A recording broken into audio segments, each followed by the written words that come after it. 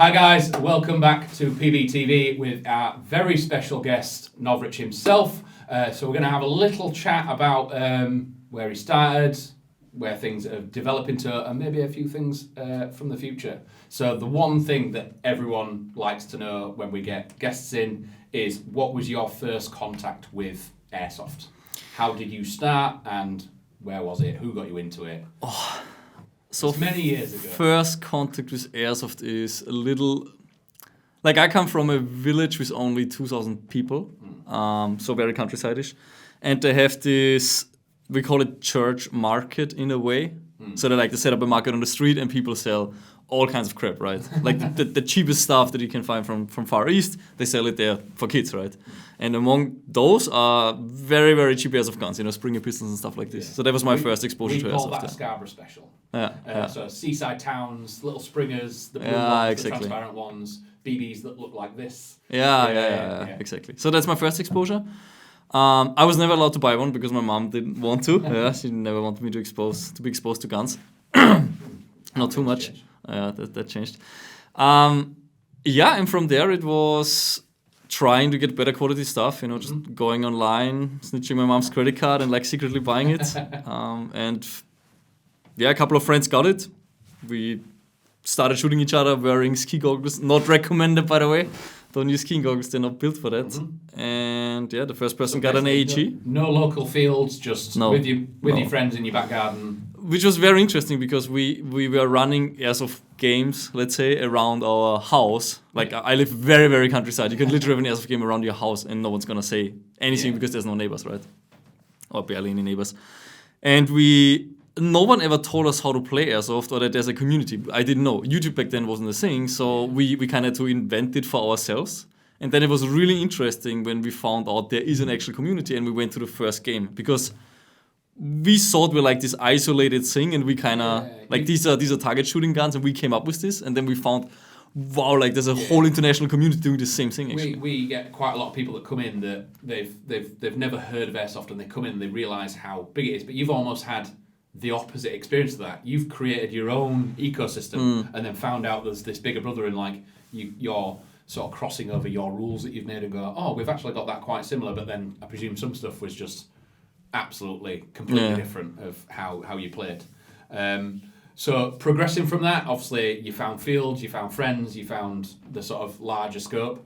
How did that sort of journey progress into the YouTube and things like that? Were you drawn to that sort of sniper role to start with, or was it just run and gun and have fun to start with?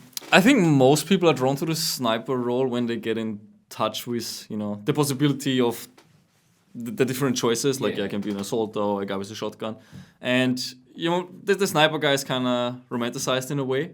Yeah. Through movies and so on, And before you buy it, you don't realize what you're doing, You don't realize how hard it actually is and how frustrating it can be, especially in the beginning. But that's what I did, and I didn't have enough money to switch then, so I was kind of okay, this is what I have now, I'm just going to have to work with it, And I just learned and got better at it to a point where I could, really, really enjoy it. And... So rather than sort of building a sort of loadout, you ended up with one and tinkering with it, and that's where exactly, the sort of love for it came from, and go, I've learned that this is how this works, and your one gun got better and better and better and better, rather than loads and loads and loads. I didn't have the luxury of saying, okay, this doesn't really work for me, I'm just gonna go for, an AG or a gas blowback rifle. No, this is what I had, and I do remember the very first public game that I went to, and that was just incredible to me, because we were running around in surplus stuff at its best, but usually just whatever outdoor clothes we had at home. A mixed kind exactly, of exactly. And then we went there, and it's people with helmet and night vision and plate carrier, and I've never even seen a plate carrier in my life. Maybe in a movie, but I didn't even realize that I looked at it. So that was really eye-opening to see how what's possible within the market of airsoft.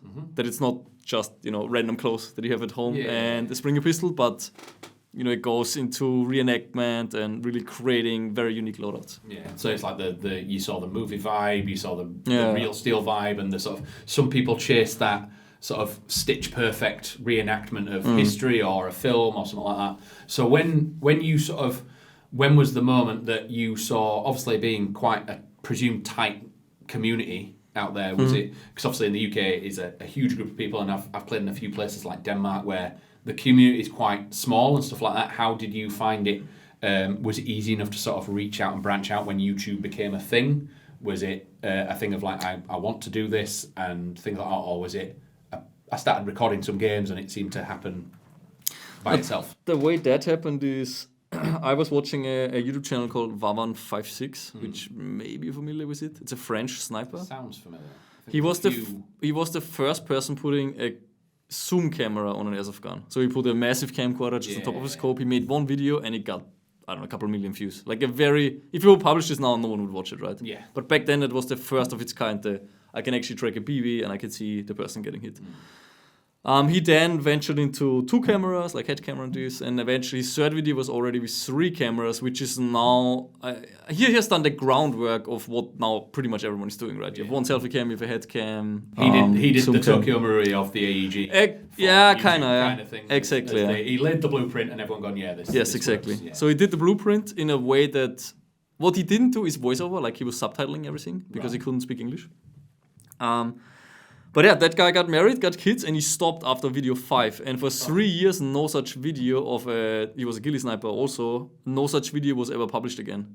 And I watched every single video, I don't know, 5 or 6 times. I even had it downloaded already from YouTube because I didn't want to, back then, you could consume your internet and then you're out of internet. It was like 1p a minute for the younger generation. You had to pay per minute of internet. Exactly, so you had to download stuff and then watch it separately. Exactly. And I watched it over and over, and I just thought that someone has to continue this. Yeah.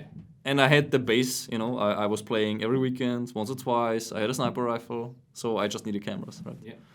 And that's how it started. I just built my scope cam, I uploaded the first video, it did well. And then that's another learning curve, learning editing, cameras, exactly, things like that. I presume that it's another thing, right? I've got my setup now. To this. So back then, editing probably wasn't the easiest thing in the world. Well, the cool thing is that this guy actually had a video on how to edit videos, which he only sent out. He was the sort of all-father of the Novritsch route into Airsoft and things like that. Which I actually repeat. I mean, that's now fast forward 5 years. Let's get back to the rest later. But I was so inspired by this that he taught people how to make videos. That also the camera, the run cam that we're offering right now, we have like a QR code in there. Yeah. And when you scan that, it leads you to a video, the Novritsch video creation course, and it's me, I think, 7 hours talking about how to mount cameras, what to take care of, angles, how do you sync everything, data storage, which software to use, and how do you edit a multiple camera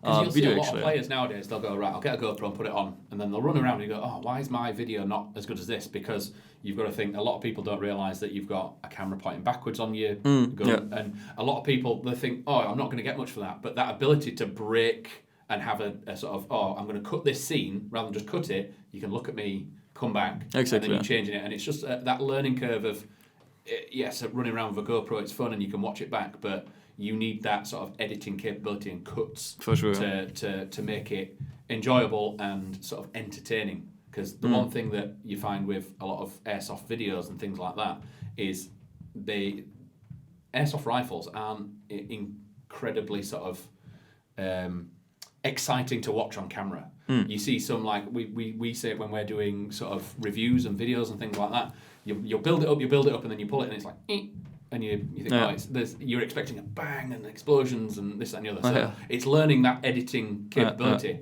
At what point did you see it change from that the learning curve of, right, I've done the editing, I know this. At what point did you see it or think you could see it turning into that career of YouTube? Let me think.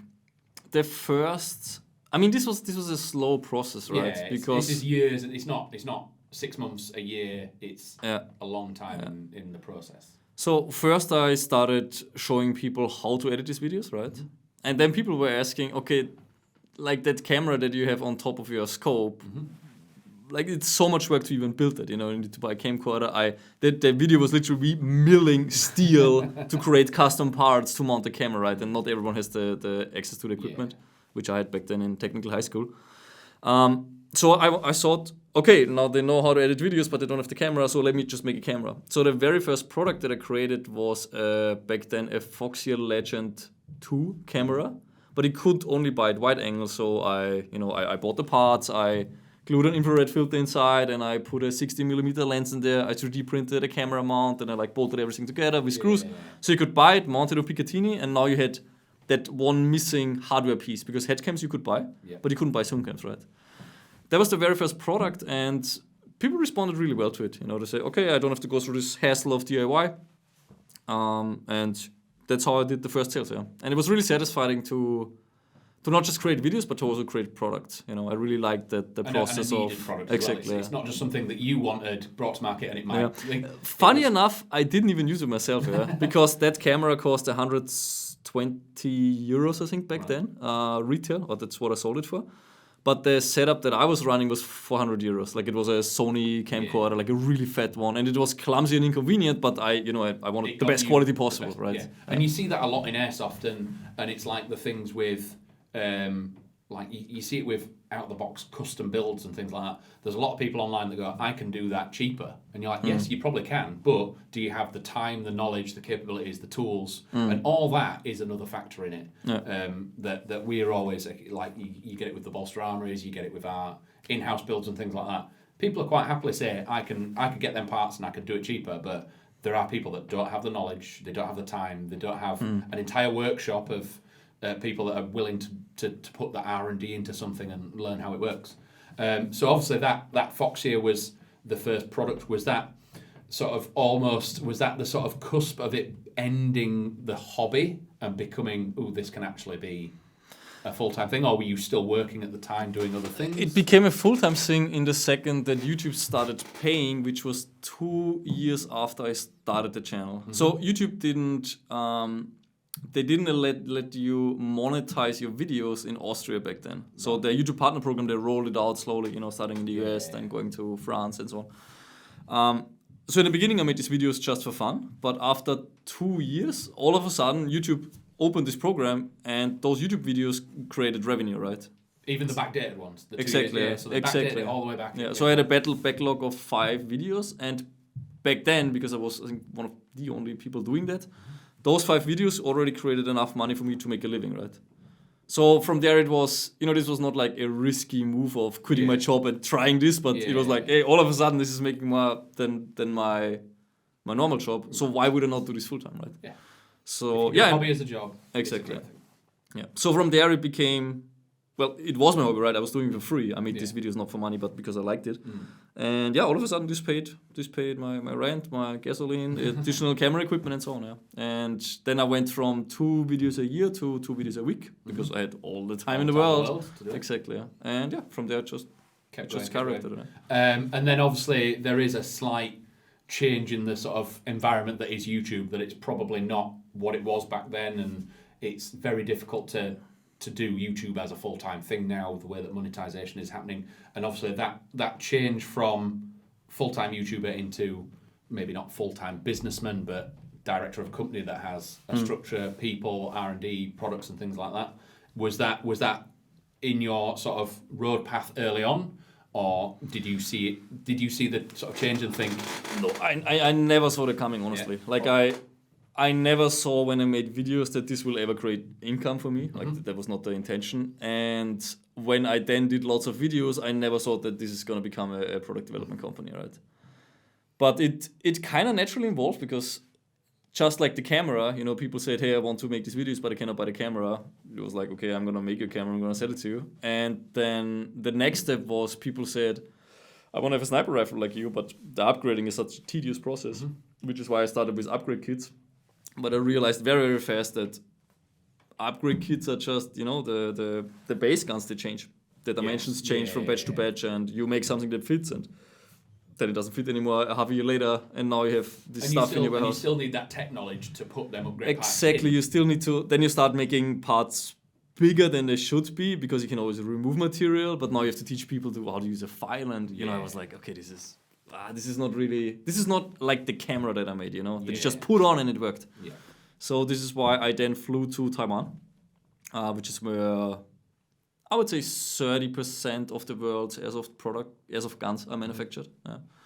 And I just went from factory to factory to factory, saw who makes something that could be used as a decent base, I spent then, there was 3.5 to 4 months in that factory, just telling them, okay, that's wrong, this is wrong, the nozzle is too short, the outer barrel is wobbly, this needs to be connected. And this is all that knowledge that you got from that first game day of, that one, because you only had that one airsoft rifle. Exactly. You're doing this, and this, and that's that sort of, that a lot of people, when you play a lot, you'll sort of pick up little nuances that people that have bounced from guns to gun won't get. So you have that initial knowledge to go to these people and say, this is how it should be. And which is also very interesting because the people running these factories, when it comes to manufacturing, design, 3D design, design for manufacturing, like their knowledge is far beyond mine, right? Like I have no idea compared to them. But then at the same time, they list like very small but very important details. Like, when I talked to this factory boss, I said, okay, this gun needs to hop 0.5s. Yeah. It must do that. At 15 degrees, it must hop 0.5s. And the guy looked at me and said, I don't have anything than 0.2s in this factory. Yeah? We never even had anything heavier. Yeah? But they were building sniper rifles, right? So that made me realize that many of these factories in Asia, while they are capable of doing great stuff, they just don't know what's important to the player. Yeah. Do you see that as because they are manufacturers, maybe not players? They're not getting that. They are not players. They're not day in, day out and noticing the slight difference. They've got a CAD, a design, and they're putting a design together, not tweaking and changing and improving. Exactly. Yeah. Which is, back then, I'm talking 6-7 years ago. Like when you wanted to have a sniper rifle, you had to build it. Yeah? You had to buy a Marui or a Qinggong or whatnot, and then you put the parts inside, and it was a very tedious, very expensive process. Yeah. And then it would take a game day to test it.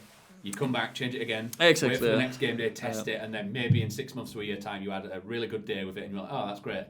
And then you tweak it again and tweak it again. It's a constant battle that some people very much enjoy, that techie side of it and being. It is very fun, but not everyone has the time, as you said. And in a factory, that's very cool because at home you're kind of like with your file and with your Dremel, right? And now all of a sudden you're in a factory. They have, I don't know, 5 3D engineers. They have 20 CNC machines. They have raw material in everything, right? From titanium to aluminum to stainless steel to. And you just go like, okay, that's good, but I need the nozzle is out of aluminum and it started chewing itself after 2,000 shots. Okay, I wanted stainless steel, and I measured that I need 1.5 millimeters longer, right? And you go to the cut designer, you tell him what to do, he does it, you go down to the CNC machine, boom, and you have your custom upgrade part. That's what we would consider upgrade parts. For them, it's an off-the-shelf machined part, right? For you, that's 3 days of measuring, filing, and perfecting and polishing. And they're just boom, and they give you the part, and I put it in. Does that work? Next bit. Exactly. And this way I could bring a gun that looked great on paper, but shot not good, and was breaking after I think 600 shots and wasn't consistent, didn't seal. Within these 3 months, I brought it to it can hop what I needed to hop. There's no outer barrel wobble. It's accurate. Solid on the outside, nothing wobbles, right? And it's got everything. Yeah, and that was the start of the company basically. Yeah? There's a G24. We launched it into the market, and I got completely overwhelmed by 1,000 emails and lots of pre-orders. Amazing. And it's that way. It must be a very sort of warming feeling that you've created this thing, and like you might think, a couple of people think this is really cool, but when you realise like a massive chunk of the community wanted this because people want simplicity, and even 6 years ago, people want. I want to get it out of the box and I want it to work.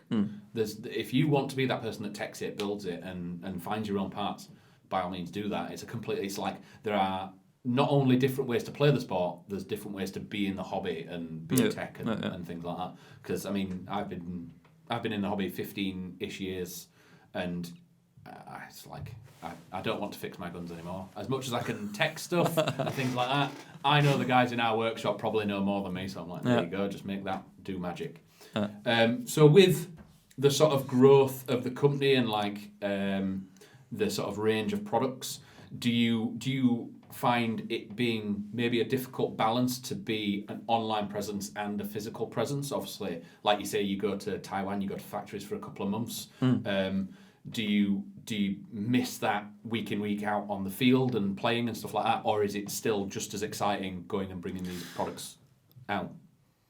Well, when it comes to playing, it's still as exciting because I do it a lot less because I am like right now. I think I spent 6 months a year in Asia, right?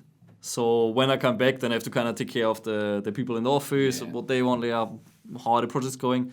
And then if I find time to play, it's super exciting because maybe I didn't play in a month, right? So it's like, oh, I finally get to shoot. It's almost like running around a battlefield, not getting shot is relaxing. Yeah, exactly. Exactly. That is your sort of how you blow off steam. Yeah. So a little sort of flip to the left. Obviously, we've been in the shop today for the Novritsch social event. As you expected, bigger, better. I mean, there was the first thing if you weren't expecting a queue out the door at the start. I really didn't. When we arrived, it was, I think you said 300 people the whole day, right? So there's been roughly, I think all in all, there's probably close to 300-400 people that have come through the door in and out, roughly. So I was really surprised by that. I didn't think that so many people would come.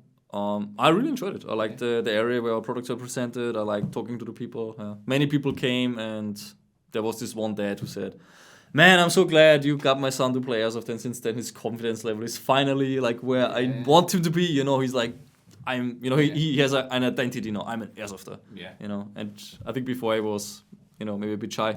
Yeah, it's you see a lot of people sort of coming out of the shell when they get out, and you put into sort of very exciting environments, and you meet people that are doing the same thing as you. Yeah. And you sort of gel like, I said I met my other half because she shot me in the back 6 years ago, but that's a different story.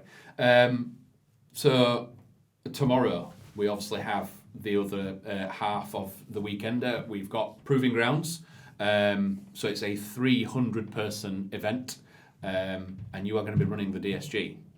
Yes, this guy. This absolute. So this very one, not this very one, but one similar actually. We've not brought the actual one down.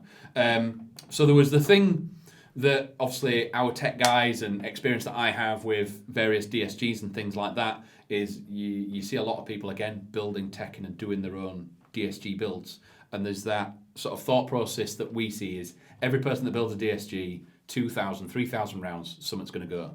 The one that we've had upstairs, I think, after we finished filming with yourself to do the challenge, I think we're knocking on the door of 12,500 rounds today, just today. And it is still not missing a beat.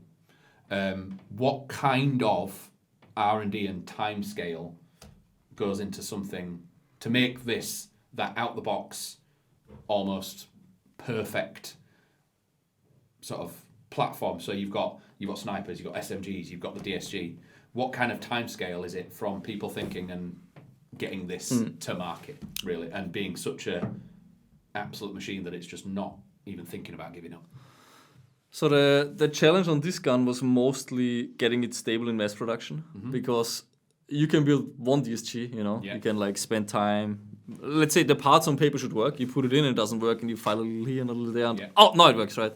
But you cannot do this on a mass production level because we wanted to make these DSG guns accessible to the public, to the average Joe, basically. And for under 300, you cannot instruct an assembly worker to put it together, shoot it. Take it apart again, file a little bit, put it. So you have to. That means every single gun is unique and it's not effective, really. But so from sort of conception to today, it's 3 years. 3 years. 3 years. 3 years to. Well, 3 years. But you also have to consider, even when you say, okay, now we have all the technicalities laid out and we go into mass production itself takes like 3 to 4 months. Then you have like a month of quality control. Then you have, especially after COVID, there was like the shipping, container shipping and so on. Was a little clogged. And all that kind of exactly, stuff, and then there's a couple of wars everywhere, So we are at also 3 months shipping. So even though it's developed already, you still need like 7 months-ish to get it into the warehouse. Media needs another month to launch because they need to do the whole everything. But I would say from concept to the factory can produce 10 guns that like consistently work, we're looking at 1.5 to 2 years. Yeah. And again, it's not just internally as well. There's a few things on here that I picked up quite early on that a lot of, especially subcompacts and things aren't doing. You kept the full size stock for the large battery, easy access. It's not just right. We want a DSG and we'll put it in a body. You've done the gearbox, and then there is external sort of R&D as well. Is that come from playing or like other products that you've had, other people input, player input? Where does the sort of external sort of aesthetic ideas come from? Well, we always try to find a good blend of functionality and design. Like looks basically. When you look at this one, you see the handguard being cut from the top. So this is not something that we do only for looks reason, but it's like slimmer, it's easier to grip, easier to maneuver, stuff like that. Externally, let me take a look. Yeah.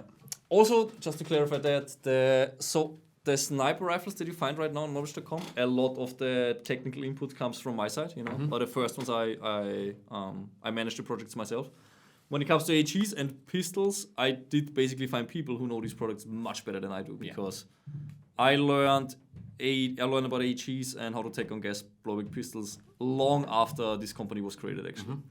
So I thought, okay, if I want to bring a decent, good DSG to the market, I need to hire an expert. I need someone who built 20 DSGs for customers, right?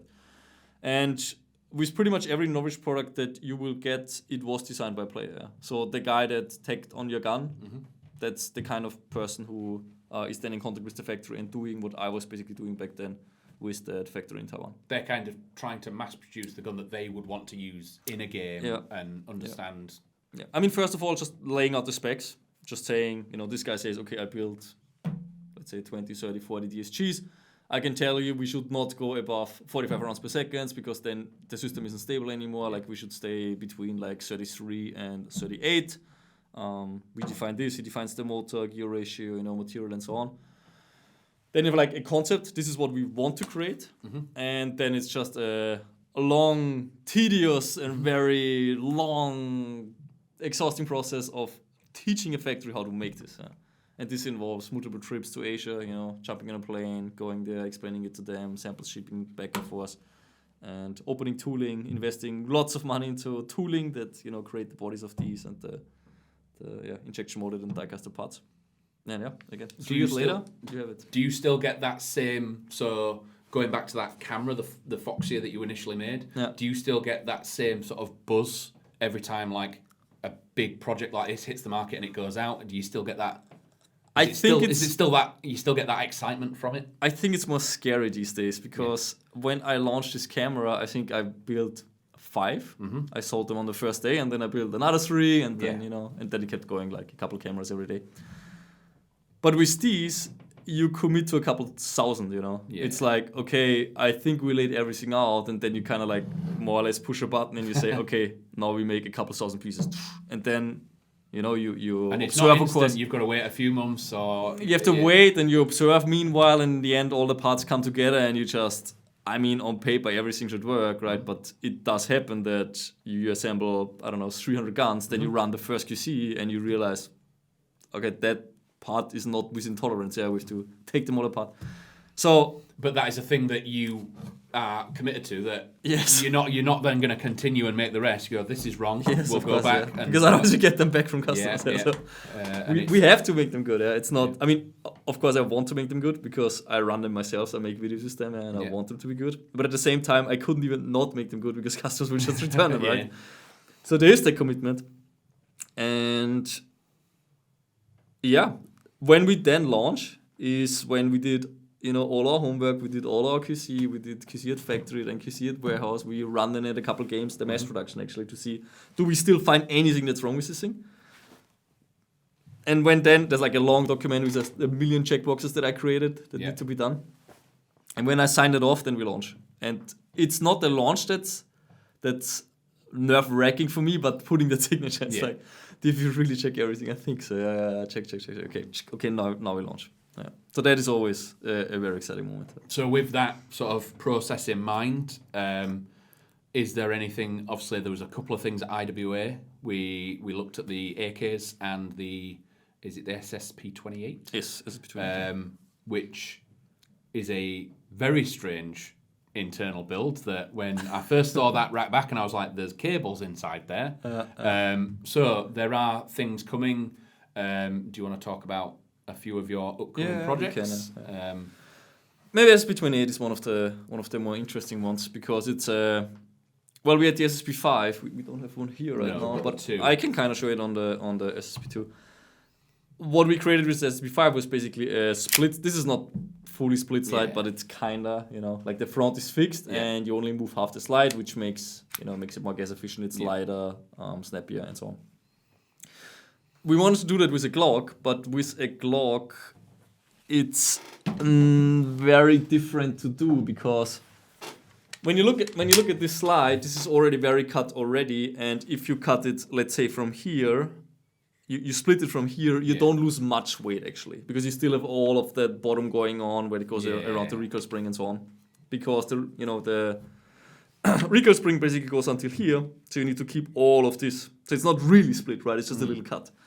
And most of the weight is at the back with all the blowover housing, also that, all that kind of stuff. So what we wanted to do is, okay, how can we split this in an efficient manner? And we split it exactly in the middle. But instead of having the recoil spring here at the bottom, we put 2 pull springs on the side. So that way you really minimize the piece in the back. Like you can make it smaller. We also put an aluminum blowback housing in there, like a lightweight one. The selector switch is plastic, so some polymer. Also the rear side, also on this one, is polymer to save weight. And that way we got an select fire pistol to, I think it's at 26 to 27 rounds per second currently. Yeah, and that's the 28. And so that compared that to the 18 that you've got in front, where does that sit? Do you think?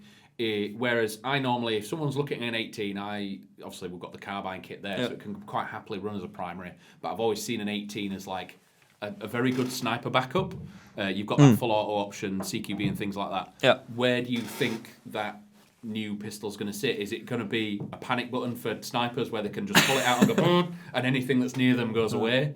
Or has it got that sort of almost Speed Soft-esque like response that you could see it going that way as well? I would say it fulfills both. However, where it's different, it doesn't aim at realism at all anymore. No. And that's also similar with the SSP5. Like the SSP5, there is no, to my understanding, no 2011 with split slide because you need the dropping barrel and all of this. But with many of our products, we move away from realism. We just say, okay, this is not about realism anymore. It should still look cool, but Airsofters they developed their own taste, and it's not always about it just looking realistic, right? Yeah. And the SSP28 is also going that route. So if you mind about realism, the 18, you will always be more happy with the 18. But the 28 gives you a higher rate of fire. It gives you a TDC. You have holes in the frame for holster attachment, for the universal holster. It's ambi. It just got a lot going on, Fixed barrel, so it's more accurate. But yeah, if you need to become friends with the idea that this is not realistic anymore. This doesn't operate like a real gun anymore. It's a tool for the sport rather than a reenactment / stitch perfect. We're on about like how people used to go to World War II, go to film. If you're going, this is my hobby and I want this to be a tool, you're probably going to go down that route a bit more. Yeah. And then it fulfills it can be a sniper sidearm, it can be your primary as well, because you can put it into a kit like this. So it'll work with the 18 carbine kit? You can put it into this kit as well. I think is there an SSP5 carbine kit coming as well? Yes, we're developing various more, different things, so we've got stuff like that coming. But in various discussions, like you have a lot of things coming out this year. Yes. The AK was very, very cool at IWA. We had a couple of photos of it. Again, anything that you see of Novritsch, if we will have it at some point, but if you want to get it quicker than the way that we're ordering stuff in, send us a message and we will get it straight away, because we can put whatever we want on the shelves, but it's these guys that tell us what we want. So if you've seen the SSR 74 or if you've seen the SSP 28, they are sort of very, very different to the sort of the platforms that are next to them when it comes to like the 18 and things like that. And designing and developing new technologies must be a bit of a sort of not stressful, but again, it's a lot of R&D into something that you don't know whether or not it's going to work. Yeah. But yeah. So looking again at tomorrow, you're gonna run the DSG. What kind of loadout have you looked at bringing? Because I saw the story yesterday where you had 11 magazines on you, and we've seen how hungry it is on the range upstairs. Yeah. So going for fast and aggressive tomorrow and just seeing how many rounds we can put down range. Yes, that's the idea. I'm running 10 Is it 10? Yeah, it's 10 magazines. Yeah. So I basically put the chest rig and clipped it because it gets a bit heavy for the chest rig if you put 10 mags. Yeah. So I clipped it onto the carrier.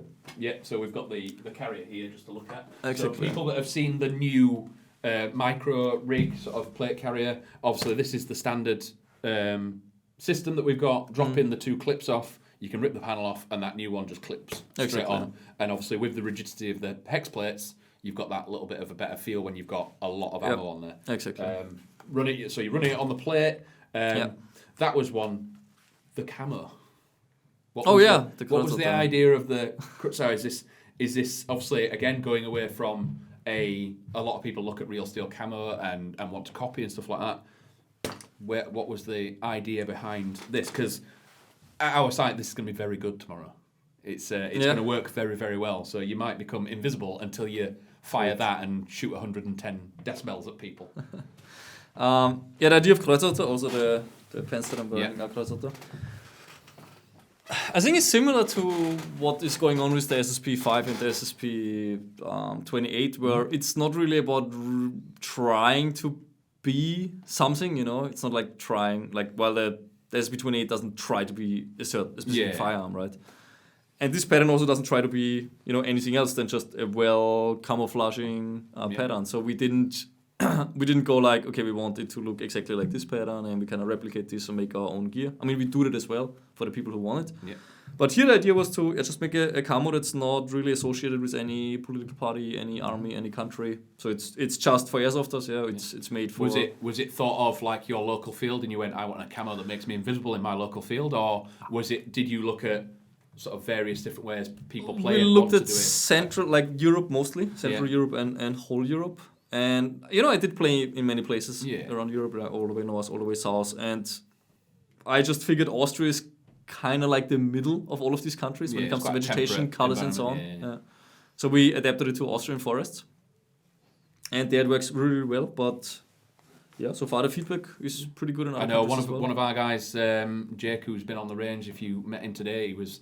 he had 3.5 hours of the DSG firing off in the range, so he had a lot of ear protection on, but he's got a full loadout, and as soon as we got in, he was like, I want that, because it's going to make me disappear at proving grounds, because it is a very, very nice, especially for UK environments, it's very, very cool. So, again, we also have a few things for tomorrow. I think we've got 100 of these. So tomorrow we've designed the iShot Novritsch patch, that we've had a few messages from your team that they all want one.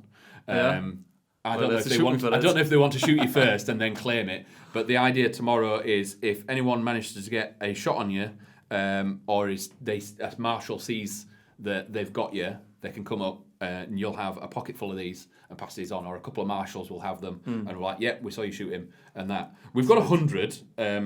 Might be a bit of a rough day if we get rid of 100 of these for you. But you do have a very loud gun, so people might know exactly where you are. I might actually run as a press on it tomorrow. So they might know exactly where you are all the time. We've got a few other things. So guys that were in the shop to get got the patrolbase Novritsch patch. But very, very excited tomorrow. 300 people running around a 16-acre woodland with some buildings is going to be a lot of fun. So if you are coming, we look forward to seeing you tomorrow. If it's past tomorrow, then I hope you enjoyed yourself. Looking at sort of the younger generation and things like that, the people that are potentially going to be the future you, the future site owner and stuff like that, what kind of advice can you give them? Obviously, YouTube's not the thing that it was, but do you still think it is the stepping stone that, does it have the potential, or what sort of inspiration do you give young players when they're trying to film or do something different in the sort of airsoft environment? This is a very tough one, because most American-owned social media companies, they were really cranking down on all kind of what they call, violence promoting. Yeah. So, I mean, I can give advice for right now, but that might be completely worthless in, 3-4 months. Yeah. If you're from the younger generation, I don't have to tell you. You can probably tell more.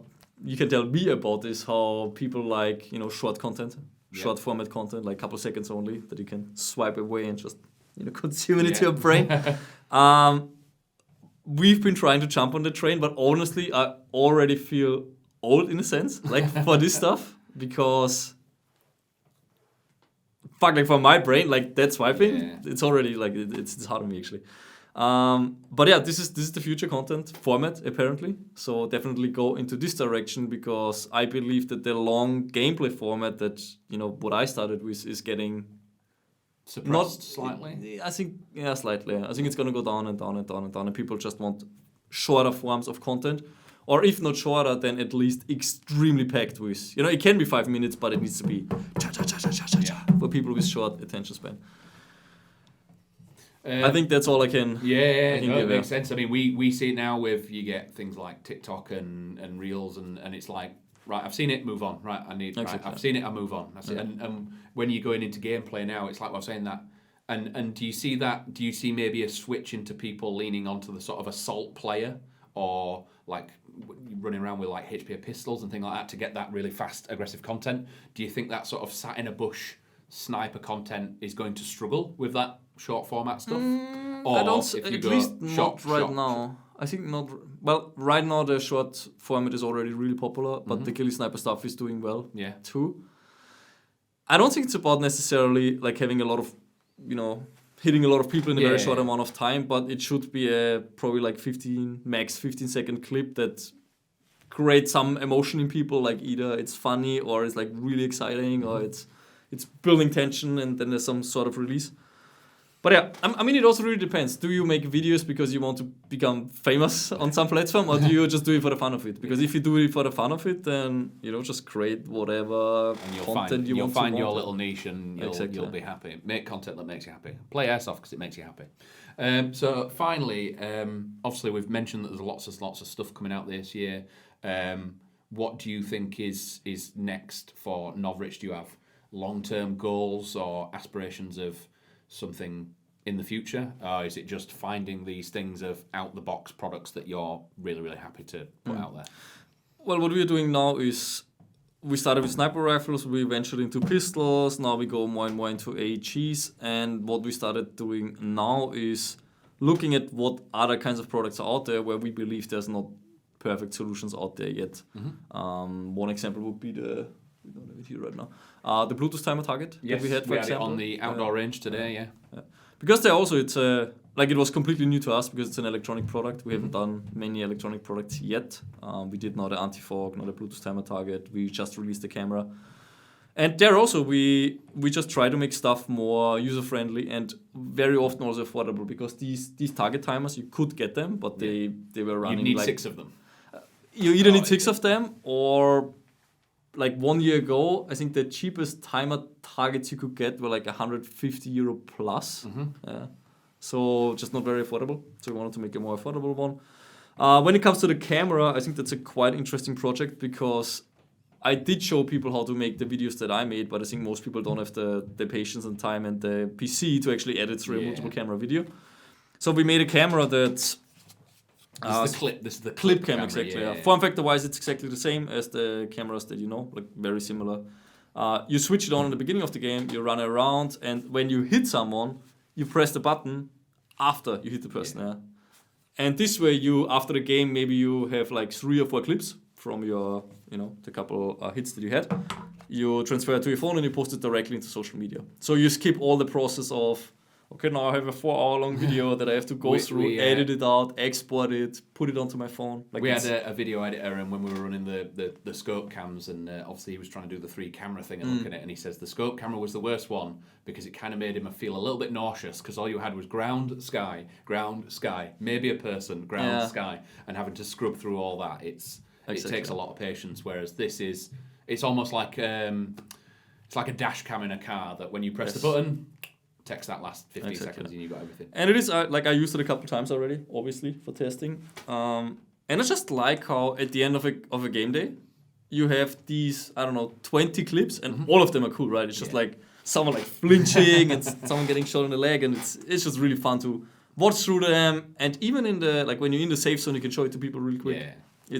It's very enjoyable to use it. Just doing that ease of editing, and again, that out-the-box products that's really easy and just really good to use. Yes. So this is just the direction that we're going. We just keep looking on what's out there, and because Airsoft cameras existed now since a couple, 10 years probably. But again, I didn't find them that user-friendly, so we just keep improving on on existing products. So. Makes sense. Well, lots that has been discussed, and we are very excited tomorrow. There'll be more content coming out all through the day. Hopefully we don't get through all 100 of them patches, because I think that would be a very poor day for you. But we'll see how many we can get through. But as always, thank you for watching. Thank you for Chris for coming along and sitting down with us. Hope you've enjoyed your day here so far, meeting everyone, all the pictures. I don't know how many patches you brought with you, but I think most of them are all gone now, meeting everyone. But as always, thank you for watching. If you do have any questions or things that we've missed or questions that you want us to ask Chris in the future, drop them down below. We'll try and get an answer, and we'll get back to you as quick as we can. But if that is everything for today, as always, thanks for watching, and we'll see you in a bit. Bye.